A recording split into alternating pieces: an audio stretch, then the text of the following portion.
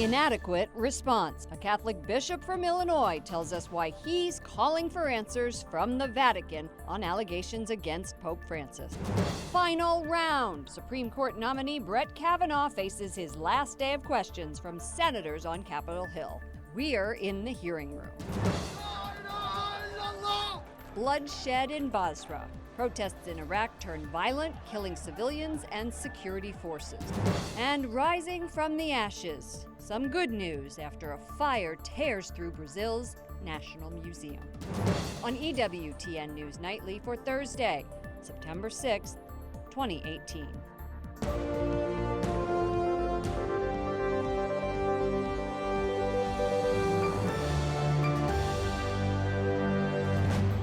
Good evening from Washington, D.C., and thank you to those of you joining us from around the world for news from a Catholic perspective. I'm Lauren Ashburn. A new state investigation into clergy sex abuse, this time by the Attorney General of New York. Subpoenas have been issued to all 8 dioceses. It's been 3 weeks since an explosive grand jury report from Pennsylvania found more than 300 priests abused more than 1,000 children over 70 years. In a statement, the New York AG, Barbara Underwood, says, quote, all victim information will be helpful to understanding and reforming the institutional approach of the Church, regardless of whether an individual case can be prosecuted. The office has created an abuse hotline and website for victims to report abuse. Church officials say they will cooperate with the investigation. As that investigation begins, the Bishop of Buffalo, New York, rejects demands by local Catholics and public officials for his resignation. Documents suggest Bishop Richard Malone mishandled allegations of sexual abuse and misconduct by his priests in his diocese. Malone says he will not leave his flock during a difficult time. And in Ohio, Bishop George Murray of Youngstown announces his diocese will release a list of priests accused of sexual abuse. Names are expected to be published on the diocesan website in the next 2 months. Murray says the priests were removed from public ministry. He encourages victims to come forward and share their stories. A bishop in Illinois has issued a 9-page homily to be read at every Mass throughout his diocese. In it, he expresses his fury about recent clergy abuse scandals. Bishop Thomas Paprocki says, in part, quote, the reaction to hearing this convergence of distressing reports has been very understandable. Anger and even outrage on the part of many people, including myself. Joining me now is Bishop Thomas John Paprocki of the Diocese of Springfield in Illinois. Bishop Paprocki, welcome to the program. Thank you. Good to be with you. In your homily this weekend, you spoke of the, quote, horrifying abuse and neglect of authority among some priests and bishops of the Church in our own country. Bishop Richard Malone of Buffalo has said he will not resign. Are resignations in order? Well, I think that question is maybe something that needs to be looked at a little further down the line. I think right now is we need information. We need an explanation of what has taken place. We have this testimony from the former Apostolic Nuncio, Archbishop Carlo Maria Vigano, and he says that he told the Holy Father, Pope Francis, in 2013 about the misconduct of Cardinal McCarrick, and that the Holy Father did not act on that, and in fact covered it up. And so he also cites documents that he says are on file at the Apostolic Nunciature in Washington or at the Congregation for Bishops in Rome. So I think that it would be good for those who have those documents to come forward with them, and for those who know about the matters about which Archbishop Vigano is speaking, for them to give us a full explanation of what took place. What is it you think the Vatican should be releasing? I'm not necessarily saying that just open up all the files. I could understand there are certain documents and those procedures that they want to keep under pontifical secret, fine. But on the other hand, is there some information that they could share with us, even if it's not just opening all the files? Is there some information where they could say, well, this is here's what we know, and this is what happened? I want to focus on Illinois. Last month, Attorney General Lisa Madigan launched an inquiry into Catholic dioceses in the state. She's looking for unreported cases of clergy misconduct. You have pledged your diocese full cooperation with law enforcement officials. To what extent will you open your files regarding allegations of sexual assault and abuse in Springfield? I'm willing to share that information. As I explained to the Attorney General, she was asking, do we have secret files? I said, well, there were maybe some information in those files that I would call restricted. For example, matters that are protected by privacy laws, such as mental health information, psychological information or evaluations. I can't share that because it's prohibited by law without the person's consent. But in terms of allegations against clergy of any criminal activity or sexual abuse, we'll make that information public. And the time that I've been bishop here, since 2010, there's only been one allegation against a priest currently in ministry. He was publicly removed. That information was made public. It was reported to the authorities. So that's the way we've been operating and the way we'll continue to operate. Before I let you go, there are two groups in the church who are being left behind, overshadowed by some finger pointing, many would say. And that is holy priests and bishops and Yes. the victims. Your Yes. message to those people. Well, my message to victims is that we will do everything that we can to, first of all, listen to you, to investigate the allegations, to make sure that we do not have any clergy that are in positions of being a danger to anyone. And at the same time, to those our faithful who are coming to our churches who may feel very discouraged, dispirited, perhaps even feel that their faith is in question now, I would say to them, the important thing is not the faith in an institution. Jesus calls us to faith in him. We are called to faith in Jesus Christ. The institution, the church, is not an end in itself. It is a means, and it's our way to get to heaven. And our Lord has given us the church, and he's given us the clergy to help the faithful on their path to heaven. Bishop Thomas John Paprocki of the Diocese of Springfield in Illinois, thank you so much for your perspective and for joining us. You're welcome. A Catholic organization for business leaders is withholding donations to the Vatican. They want to know how their money is being used. A letter to members of Legatus says, in part, the board has begun a dialogue along these lines and, in the meantime, has decided to place the Holy See annual tithe in escrow, pending further determination by the board. Legatus, created by Domino's founder Tom Monahan, who also created Ave Maria University, says it continues to pledge its devotion to the Catholic Church. Our Rome Bureau is pressing the Vatican to release any documents that could shed light on accusations against Pope Francis about a sex abuse cover-up. The Holy Father declined to confirm or deny he knew in 2013 about sexual misconduct by Theodore McCarrick, the former Archbishop of Washington. He said he trusted journalists to judge for themselves. Vatican correspondent Juliette Lindley joins us from Rome. Juliette, as a journalist, you are following the Pope's lead. Tell us how it's going. Lauren, we've reached out to two Vatican offices, the Congregation for Bishops and the Secretariat of State, to request documents that are referred to in a letter by the man who made the allegations, Archbishop Carlo Maria Vigano. And I requested about a dozen documents that Vigano mentions in his 11-page testimony and says prove that his allegations are correct. Now, they're documents that are linked to the Secretariat of State, to the Vatican Embassy in Washington, and to the McCarrick case. Now, Lauren, we must remember that at the time, Vigano was the ambassador to the United States, the nuncio, and he reported to Secretary of State Cardinal Parolin. Thus, Vigano is referring to documents that we would assume the Vatican State Secretariat would have on file.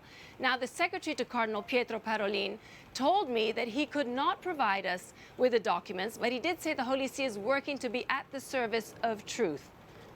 Juliette, there is talk Archbishop Vigano broke what's known as the pontifical secret with his disclosures on the McCarrick case. What is the pontifical secret? What are the consequences of breaking it?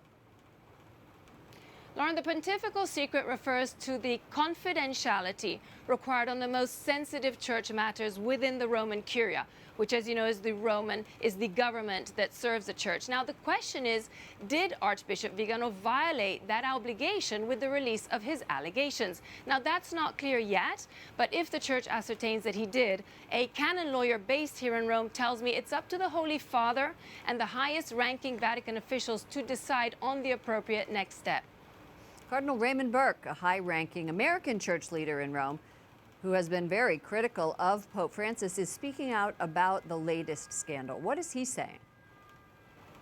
Cardinal Burke says he is deeply shaken, Lauren, by the accusations against the pontiff and that he wants an investigation. But he is still pressing Francis to respond to an earlier set of questions about Francis's views on marriage. Now, Burke and a few other cardinals raised certain questions or dubia about his 2016 document, The Joy of Love. Now, in that document, the Pope seemed to open the door to letting divorced and civilly remarried Catholics receive communion, Lauren, and the Pope has not responded to them. And in terms of the Vigano scandal, well, Cardinal Burke tells us that if the accusations against the Pope prove to be true, then the logical response would need to be that he resigns. Now, Lauren, let me add here that despite Burke referred to at times in the media as being the Pope's perhaps fiercest critic, he told us that that is not the case, and he said that opposing the pontiff is absolutely wrong, and he told us this has nothing to do with personal attacks. Juliette Lindley, EWTN News Nightly, Vatican correspondent. Thank you. Thank you, Lauren. A Catholic priest in France goes up against his boss. He has called for the resignation of an influential cardinal. La culture de la couverture, c'est ça qu'il s'agit. Father Pierre Vignon created an online petition to oust Cardinal Philippe Barbarin, Archbishop of Lyon. Vignon says a culture of cover-up needs to be pulled out at the root. Vignon accuses the cardinal of mishandling the case of an alleged pedophile priest suspected of abusing Boy Scouts in the 1980s. Barbarin denies the allegations. Prosecutors in Australia want a tougher sentence for the most senior Catholic priest convicted of covering up child sex abuse. Former Adelaide Archbishop Philip Wilson was ordered to serve at least 6 months house arrest, but faced a sentence of 2 years in prison. Wilson will appeal his conviction. And here in Washington, senators are pointing fingers during the confirmation for Supreme Court nominee Brett Kavanaugh. The dispute is over whether key documents are being withheld from lawmakers. A new email by Kavanaugh dealing with Roe v. Wade is also disclosed. Capitol Hill correspondent Jason Calvi joins us from the hearing. Good evening, Jason. Good evening, Lauren. Critics say in that email, Kavanaugh suggests the landmark ruling legalizing abortion was not settled law. At the time, he was reviewing a potential editorial in support of 2 judicial nominees while working in the George W. Bush White House. Today, senators, including a leading Democrat, asked about it. In an email to a Republican Senate aide, Brett Kavanaugh wrote in 2003, "I am not sure that all legal scholars refer to Roe as the settled law of the land at the Supreme Court level, since court can always overrule its precedent, and 3 current justices on the court would do so." This has been viewed as you saying that you don't think Roe is settled. I thought that was not quite accurate description of all legal scholars, because it referred to all. The Judiciary Committee's top Democrat kept pressing. Did you work on any issues related to women's reproductive health or choice? President Bush was a pro-life president, and so his policy was pro-life, and those who worked for him, therefore, had to assist him, of course, in pursuing those policies. Republican Orrin Hatch of Utah asked the Catholic judge how his faith impacts his rulings. Senator, my religious beliefs have no relevance to my judging. I judge based on the Constitution and laws of the United States. I take an oath to do that. A debate dominating part of the hearing is over Kavanaugh's paper trail from his years in the Bush White House. The Trump administration is not releasing all of them. Democrats are mad. I'm going to release the email about racial profiling, and I understand that the penalty comes with potential ousting from the Senate. When threatened by the number 2 Senate Republican, Booker did not back down. Bring the charges, Mr. Brennan. Now, that email that Senator Booker released shows that Brett Kavanaugh was against racial profiling after 9/11. An interesting twist: both the Department of Justice and President Bush's office say they approved releasing it before the hearing began today. Lauren? Many protesters and senators' questions have focused on abortion during the hearing. The president is weighing in. He said that he's been pleased with Kavanaugh's performance so far. That's right, Lauren. And a reporter asked the president yesterday if he has kept his promise to appoint judges who will overturn Roe v. Wade. The president didn't answer a yes or no on that question, but he did say the hearing is very interesting to watch, and he looks forward to Judge Kavanaugh discussing that issue.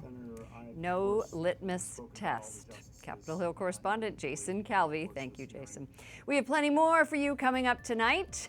Why protests against unemployment have led to bloodshed in Iraq. Plus, 2 members of President Trump's cabinet look to shore up our alliance with India.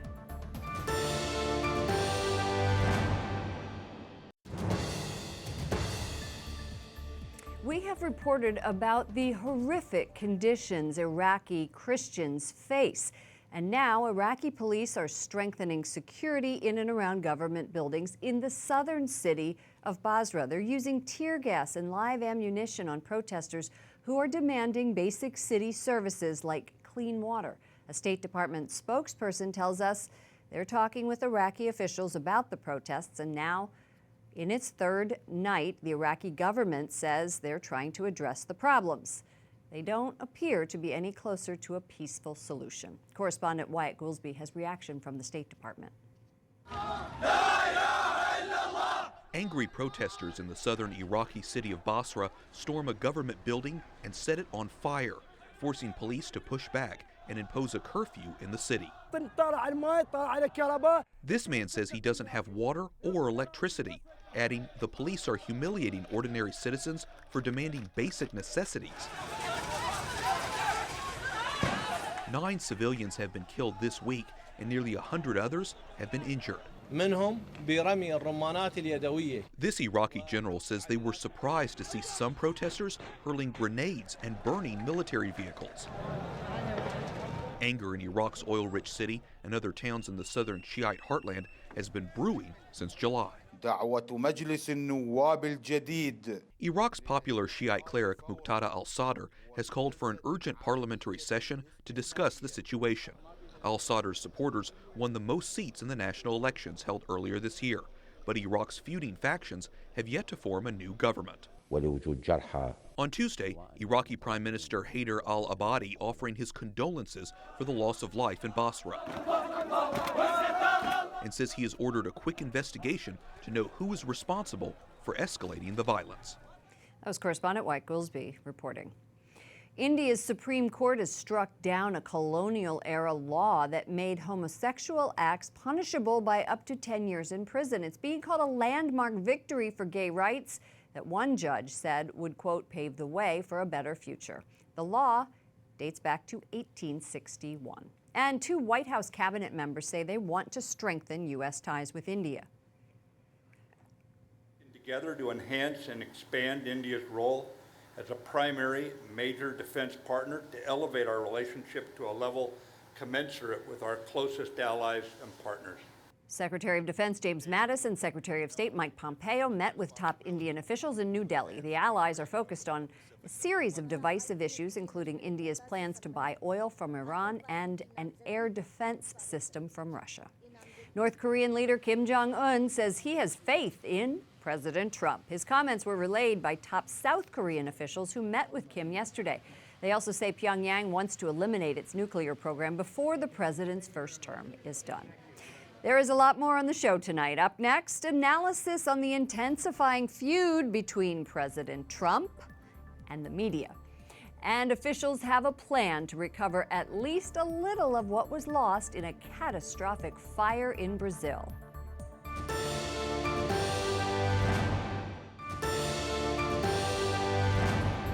Más valiosa de África son los jóvenes. Well, Francis is praying for young people in Africa, especially for them to have time to access education and jobs in their country. It's his prayer intention for the month of September. An anonymous senior White House official says he or she is working to undermine President Trump. Writing yesterday in the New York Times, the person says, in part, quote, "We want the administration to succeed, but we believe our first duty is to this country, and the president continues to act in a manner that is detrimental to the health of the republic." President Trump responded during an event with police officers at the White House. We have somebody in what I call the failing New York Times that's talking about he's part of the resistance within the Trump administration. This is what we have to deal with. And, you know, the dishonest media, because you people deal with it as well as I do, but it's really a disgrace. The president also calls the author gutless. The op-ed piece's claims are similar to those made in a soon-to-be-released book by veteran journalist Bob Woodward. Joining me now is Bob Cusack, editor-in-chief for The Hill. Bob, welcome back. Hey, Lauren. The president also wrote treason. Is it? Well, I don't think so. I mean, this is something that really infuriates the president. I mean, you're talking about the New York Times, who he loves to mock. It's anonymous. He hates anonymous sources. All presidents do.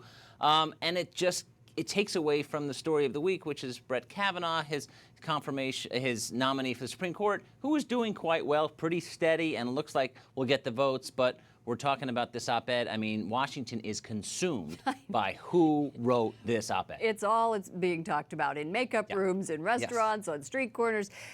On the Hill's website, you have now about 20 people who have said in a letter to the president, not me, right. I didn't do it, it wasn't me, not me. Yeah. Vice President Pence, Mike Pompeo, Dan Coates, Kirstjen Nielsen, Jim Mattis, Steve Mnuchin, Jeff Sessions, Ben Carson, and it goes on and on and on. Are you surprised by this? I am surprised, but once it got going, we knew that there was going to be more, and it's 20 and counting. It could be 30 and 40, maybe 50 by the time we're done. But Trump likes this. He likes saying, okay, this has been denied, and then he can use that and talk to the press and say, see, this may have been even made up. We don't even know who this person is. So it does play into his narrative of fake news when you have all these people saying, no way, it wasn't me. But of course, it could have been one of those people. We don't know. Because if they're going to say something like that in the New York Times, they are going to lie and say they didn't say it. Exactly. Right? That's exactly. All right, the First Lady is saying, you are not protecting this country. She's saying this to the author of this op-ed. You are sabotaging it with your cowardly actions. She rarely speaks out on political issues, and she doesn't use the word cowardly. Right. Yeah, well, this is a big deal because we've seen some statements come from Melania Trump that, defending LeBron James after the president went after him. So, but I think this is a sign that Trump, this really got under his skin. And so Melania to come out and say this is no good. And I think she has a good point. This is only going to make the White House more paranoid about sources, and especially anonymous sources. The New York Times says these are really the words of a senior administration official, and they say they're proud to have published it. Mm-hmm. Are they proud because they have an ideological predilection to attack President Trump? Well, this is the opinion side, as you know, and it's not the news side. I think that if this is a controversial decision to run this. So I think it has to be a very high person, because eventually I think we're going to find out. At some point, maybe a month, maybe a year, maybe 2 years. And if it's not a really senior person, I think the New York Times is going to look bad. So I think, though, was it the right decision to do it? I think they made the right call. There is no such thing as a secret in Washington. That's true. We have not heard the end of this, and I guarantee you, we'll find out who this person was at some point in time. All right, Bob Cusack, editor-in-chief for The Hill, thank you so much. Thanks, Lauren. And finally, tonight, officials say they might be able to recover some of the heritage lost when a fire ravaged one of Latin America's largest historical collections. Around 300 of the most important pieces in Brazil's National Museum were scanned and printed in 3D. The work began in 2000 with help from the Pontifical Catholic University in Rio. Overall, the museum housed 20 million items. Several countries have offered to help with this recovery and rebuilding. That does it for us here at EWTN News Nightly. To all of you around the world, thank you for watching. I'm Lauren Ashburn. Let's keep in touch online. Follow me at Lauren Ashburn on Twitter and Lauren Ashburn EWTN on Facebook. Good night and God bless.